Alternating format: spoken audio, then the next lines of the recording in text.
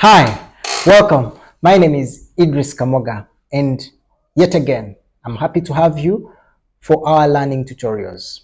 Uganda Tourism Consultants is basically assisting people join the tourism business.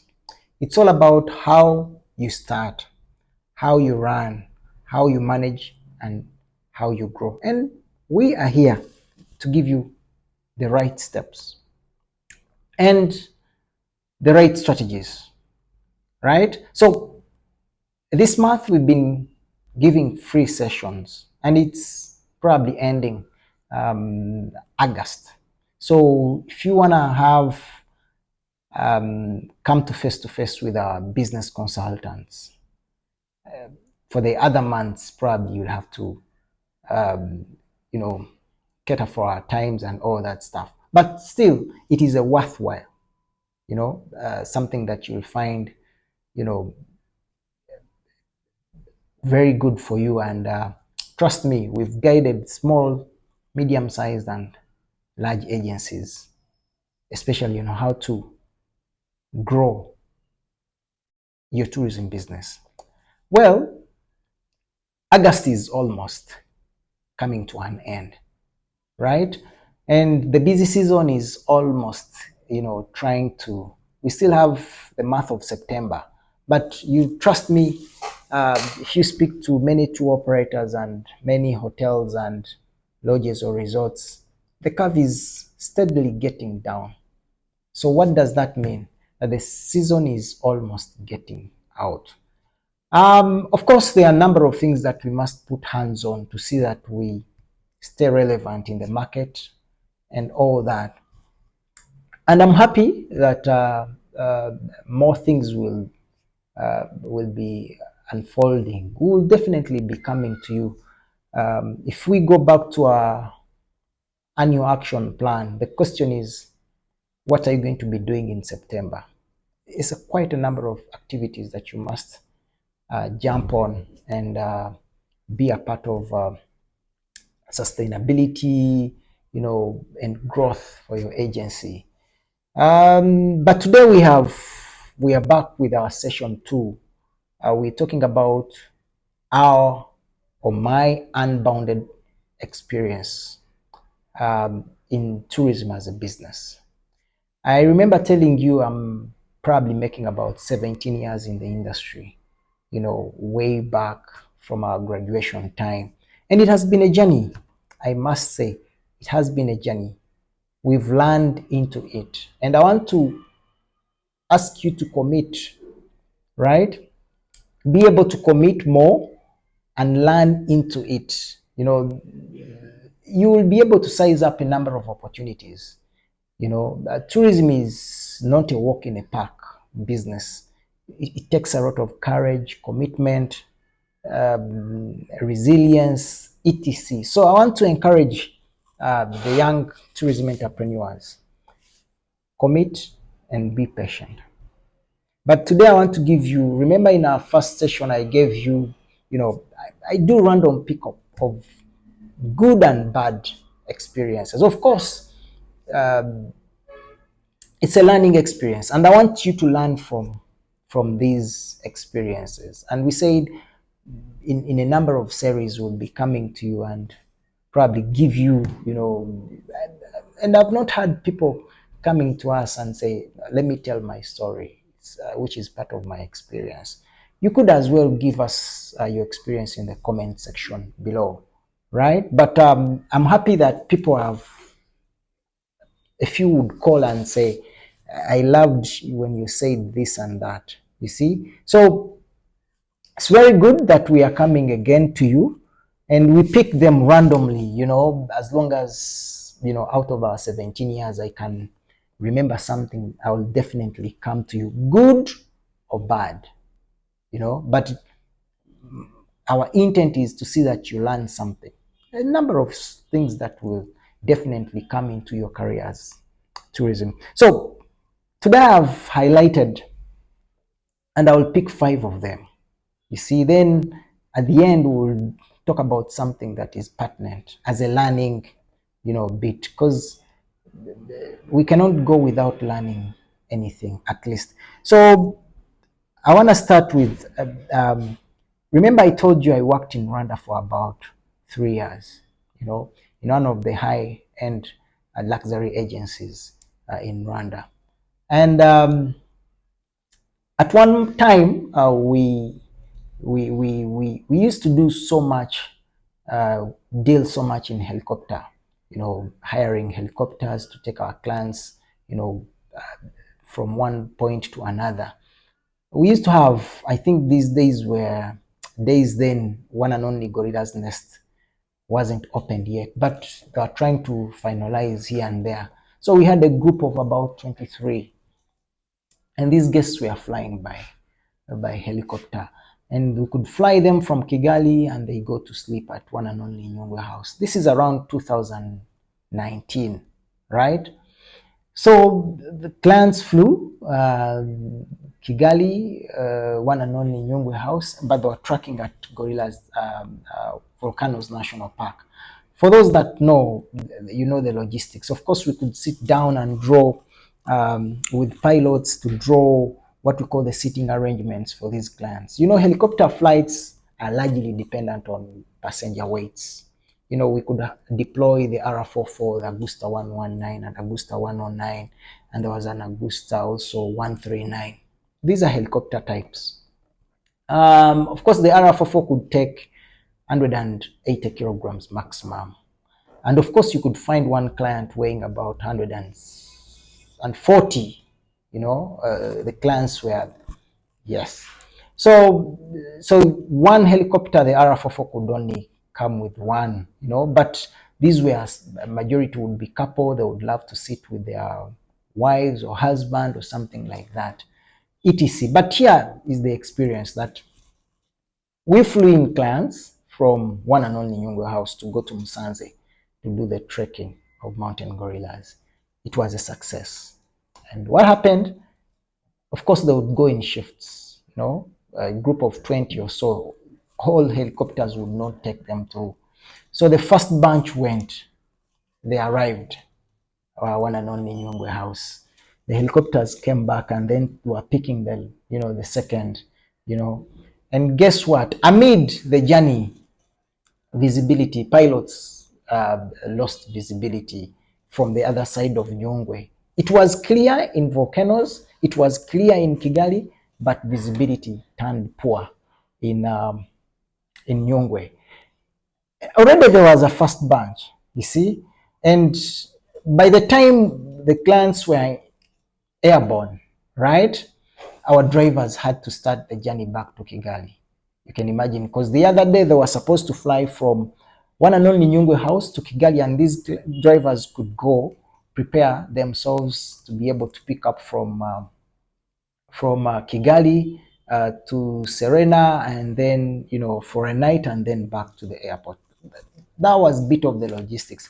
So you can imagine about 10 people, 12 went to one and only Nyungwe House, and the helicopters are back, and they are flying in another bunch of 12 people to go to one and only, because this is where they are going to have their second night. Remember, poor visibility the other side. So guess what? Pilots could not land one and only Nyungwe House.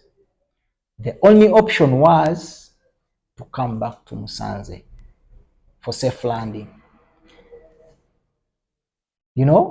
And you've left someone's husband.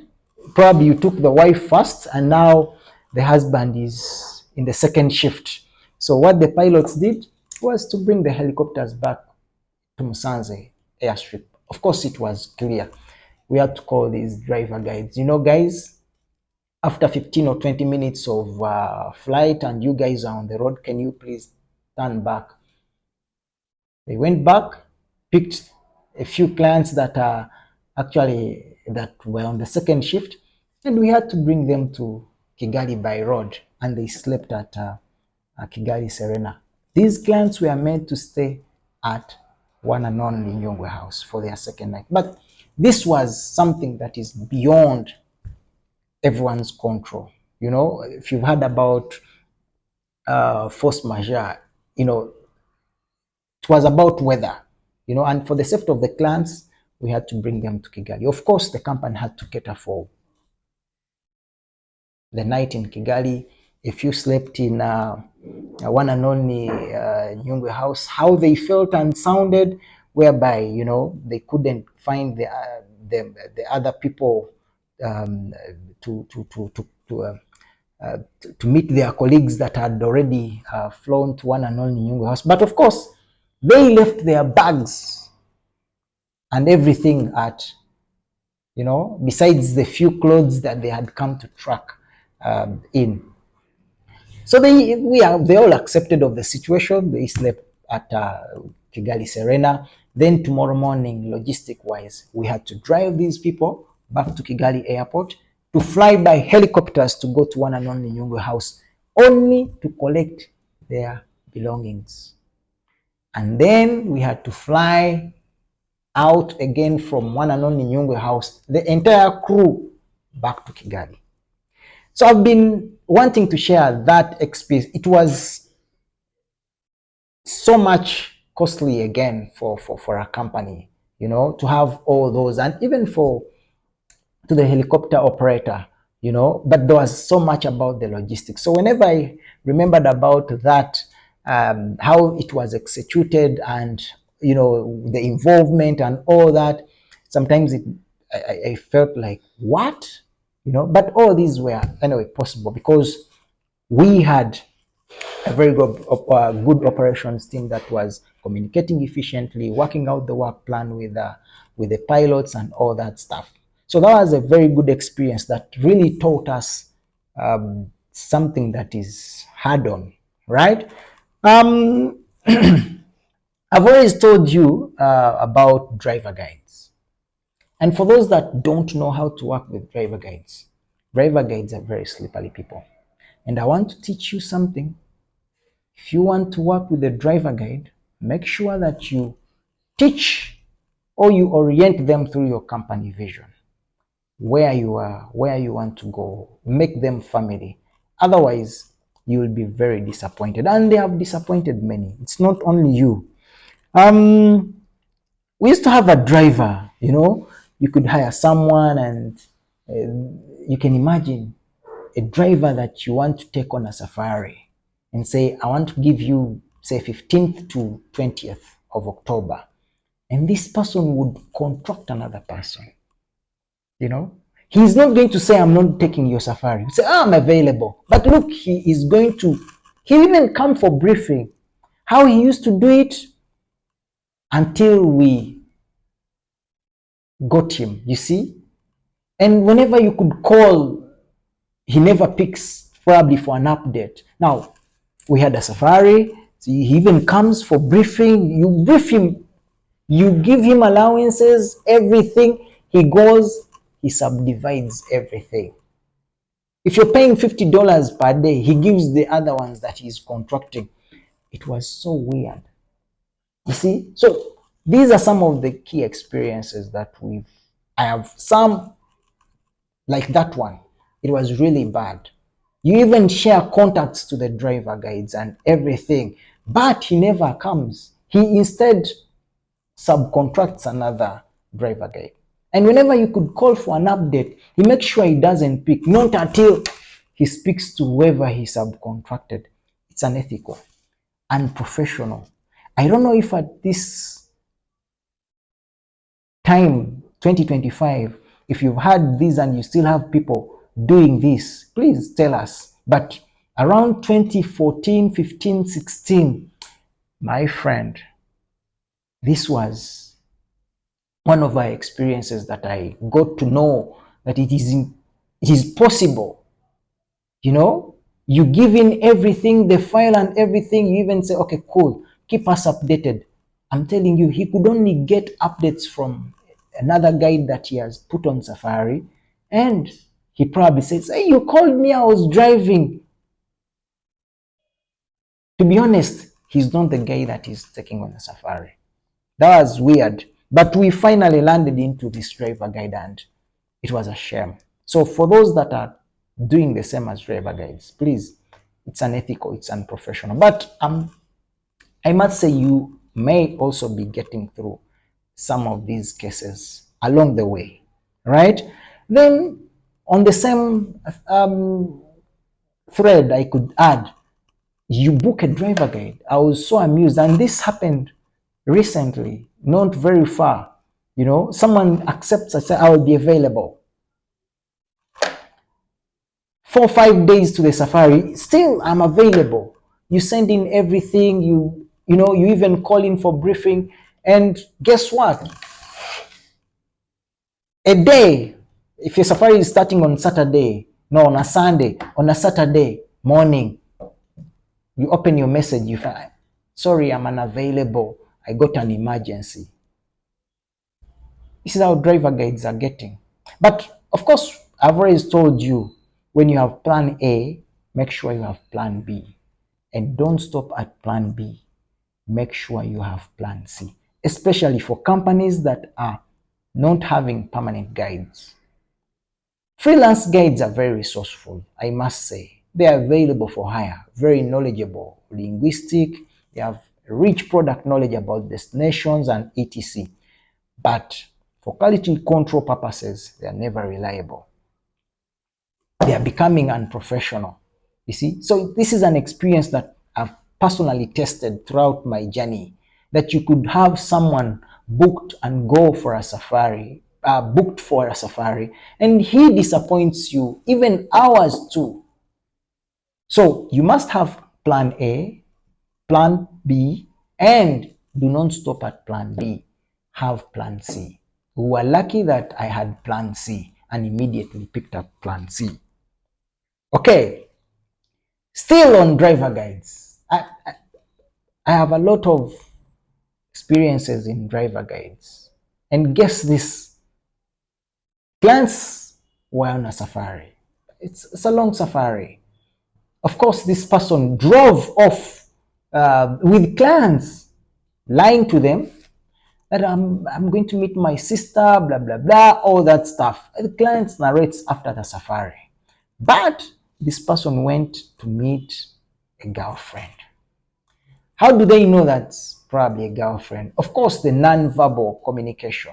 They saw them, they said, Idris, so and so drove us to meet his girlfriend. Unfortunately, he only lied to us that I'm meeting my sister, I'm just giving him money, she has problem A. But the 10 minutes they spent together, probably talking, outside the vehicle,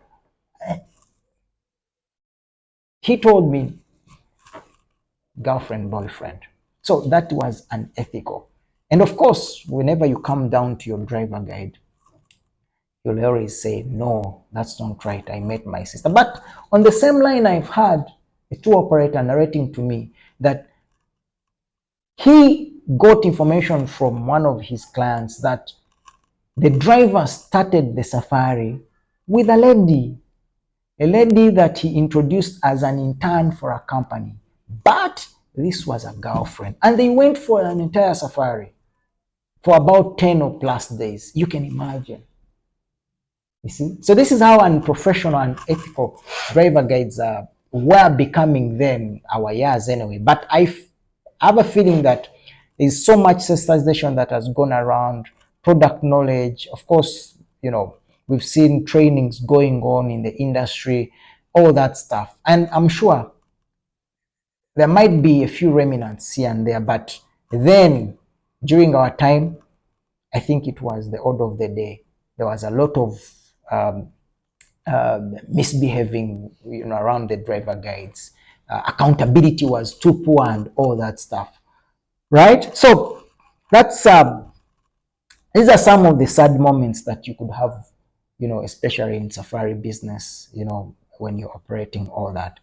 But don't forget, if you have something that is, that gives us an experience, because we need to learn from you, just give us your experience in our comment section, and probably we'll be able to take it up.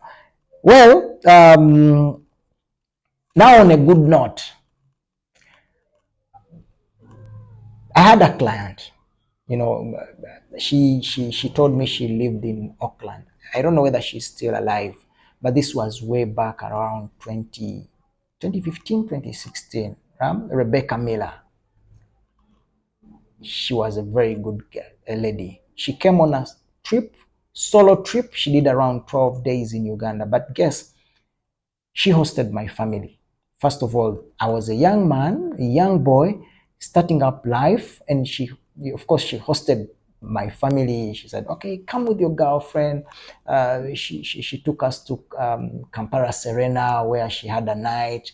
She called on my mom. Come with your mom. Come with your sis. Of course, we had a very big dinner at one of the very good restaurants in Serena. But she didn't stop there. She also gave us another treat of 2 nights at Holland Park with her, in Ginger. That was my first time enjoying those luxury cottages. She had a very brilliant time. She had an amazing time, but she said, "You had planned my holiday." You can imagine a young boy of about 27 or something like that. And I love the industry the more. That was my fantastic experience, all on her. She said, "No, come with your family." And we had it. We slept just next to the Nile, And to me, as a person who was starting in the tourism, I couldn't forget that experience whereby my mom was hosted free of charge, my family was hosted free of charge, and of course, come with your lady. And I had to pick. So we went and we enjoyed the dinner at Kampala Serena, and we also had the 2 nights in Ginger at a luxury, beautiful place. And then Holland Park. It's been a while that I've not visited Holland Park, but it was one of the best facilities on the Nile in Ginger. And I'm sure up to now it's still there. Otherwise, those are some of the experiences that I've probably handpicked today and say, no, I should go back in my session 2. Of course, we'll be coming to you. We said in every month we'll be coming to you to share part of our journey. It's been 17 years, and this has put us together, to enable to share uh, the knowledge, you know, the big things in tourism as a business. All right. Lastly, in our learning bit, we want to talk about financial discipline. Tourism as a business is very good, but it comes with high levels of financial discipline. Of recent, and it has been on, I'm not saying now, but even many years ago, take it as a decade, we've seen young people joining the tourism industry. Maybe not for passion as well, maybe as a business goal. Of course, it's a lucrative business, trust me, but you must have high levels of financial discipline. I don't know, in your community you've had someone in tourism that has been arrested, not for fraud, but for taking someone's money, especially clients' money or agents' money. And what causes that? It's because of the poor financial discipline. I'll tell you something. Clients will send you more than 50,000 US dollars. That's about 170 million. And they are planning to visit Rwanda, Uganda, whichever destination of you're selling, probably October 2026. It is now August 2025. That means you have the money a year in advance. And due to your financial indiscipline, you think that, no, I could make things work out. Trust me, you may not. And time will catch you up. So I've had so many cases within the authorities, complaints and all that. But we have some key takeaways for you that are going to help you probably have what we call maintain your financial discipline. And one, we want to ask you to run on a budget. You see, if you don't have a budget, you're going to spend anyhow. Run on a budget. The year is starting. Even a month, you can do a monthly budget. Most companies, you have monthly budgets of overhead costs. Are you aware of this or you don't know? You see, impulse spending, you have 50,000, you have 10,000, and you see a lot of money on your account. This money is never yours. I want to tell you, right? Run on a budget. Of course, you can adjust your budgets based on performance. You see, I'm not saying it should be a fixed budget because you're financially disciplined. No, you can adjust these budgets based on performance. Of course, if you don't do well, you can reduce on the market trade shows that you're going to. You see, but if you've done really well, you can adjust and probably attend hybrid shows that you're looking at. You see, monitor your cash flow, how money comes in and how money, goes out. The most important thing is how money comes in when we're looking at cash flow. But be very observant on expenditures. Now, these are cash flows, in and outflow of your money. Otherwise, you're going to bring problems. You'll get in red and you may not realize. Then our other takeaway could be cost controls, unnecessary expenditures. You see, you have the money and you're buying land. Okay, cool, you buy land. For what? I always ask people, you can have land and you remain poor. Or you're going to sell that land half price than what you bought because you're under pressure. So those unnecessary expenses, they are not so good. Cut them off, right? It's not, but also even when you can negotiate with suppliers, especially within accommodation. If you have a bigger group, try to negotiate. These are going to help you in cash flow, reducing on your expenditures. We are trying to grow our financial discipline, and these are some of the best practices that we think that you can grip on to guide you, right, on growing your financial discipline culture. It's very important, right? And lastly, separating personal finances with business finances. Now, this is one of the most difficult things that I've ever encountered in business management, especially tourism. You see, and I've always asked my auditor that, sometimes I could see money in my account. That's a business account, but I can hardly access it. Right? I can hardly access it. Very hard. I am broke personally. The business is either with money, but I cannot open the accounts to get that money. It's usually very hard. So you must have that toughness of accessing business. But majority of tourism business owner, separating personal finances with business finances, it's never hard. Right? So if you cannot separate it, I'm telling you, today you're going to withdraw $1,000. It looks small because it's $1,000. Tomorrow you're going to do another thing. You're going to do a personal thing. You're going to do another personal thing. Of course, you're going to create that ditch grow, $5,000. In the end, you're going to find yourself in deficit of 20,000 or 30,000 or even 40, 50,000 US dollars, having gone into personal ventures. And that you're going to cause yourself problems. So let us be able to grow our tourism businesses with the highest levels of financial discipline. If we can crack that, then we'll be able to success. I hope you've learned something from our today's learning tutorial. It's been about sharing the experiences in the 17-year unbounded journey of my tourism business. But as well, we've given you our learning curve about the financial discipline. If you can do that the best way possible, you're going to have success at your doorsteps. Otherwise, I want to thank you so much for following us on our social handles. Of course, we're on Facebook, we're on Twitter, and we are on LinkedIn. Do not forget to subscribe to our YouTube channel for these and more learning tutorials. Otherwise, I want to wish you a very good evening, and I can't wait to see you next time. Bye-bye.